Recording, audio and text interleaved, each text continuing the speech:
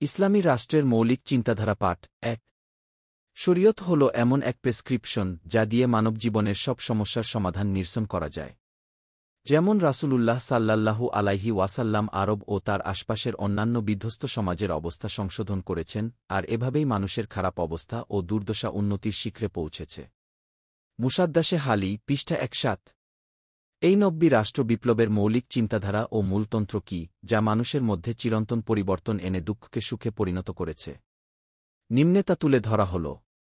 নব্বী রাষ্ট্র বিপ্লবের মৌলিক চিন্তাধারা: তাওহীদ, আল্লাহর একত্ববাদ, রিসালাত ও আখিরাত, ইসলামের মৌলিক বিশ্বাস ও মূলতন্ত্র নব্বী রাষ্ট্র বিপ্লবের মৌলিক বিষয়।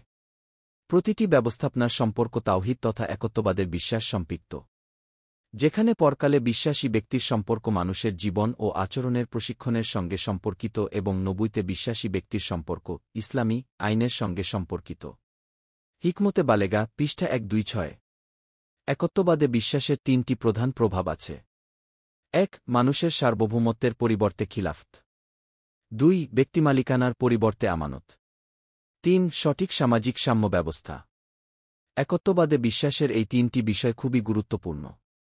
রাসূলুল্লাহ সাল্লাল্লাহু আলাইহি ওয়াসাল্লাম, যিনি মানবতার পথপ্রদর্শনের শেষ রাসূল ও মূর্ত প্রতীক, তিনি এই বিষয়ে ৩ বছর ধরে কঠোর পরিশ্রম করেছেন এবং ঈমানদারদের কাছে সেগুলো ভালোভাবে বুঝিয়েছেন।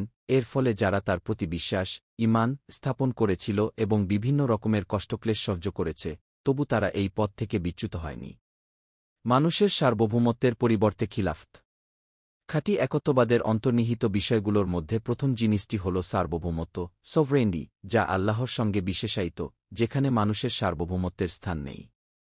অর্থাৎ সৃষ্টিগত সার্বভৌমত্বের সঙ্গে সঙ্গে আইন প্রণয়নকারী সার্বভৌমত্বও আল্লাহ তাআলার অধীনে। মানুষ তার কর্তৃত্ব ও ক্ষমতা ছেড়ে দেবে।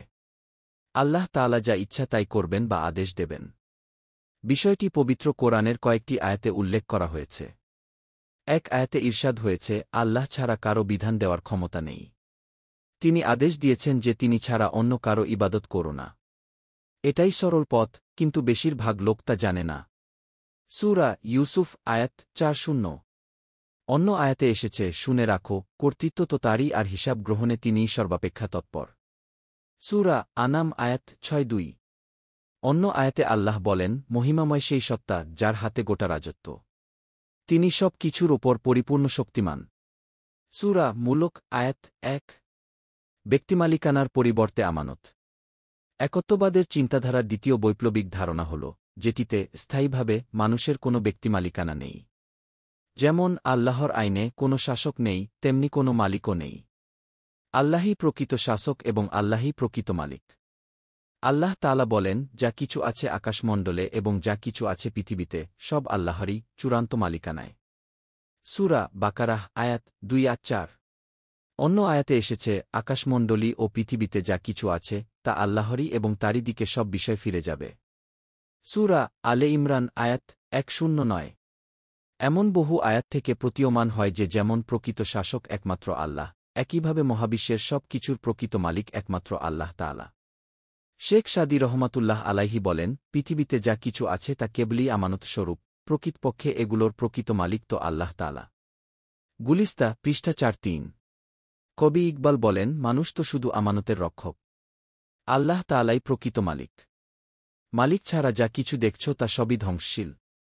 কুল্লিয়াতে ইকবাল, পয়গামে আফগানি পৃষ্ঠা ৮০৬৬৮। মোটকথা, ইসলামে সার্বভৌমত্বের পরিবর্তে খিলাফত এবং মালিকানার পরিবর্তে আমানতের ব্যবস্থা রয়েছে।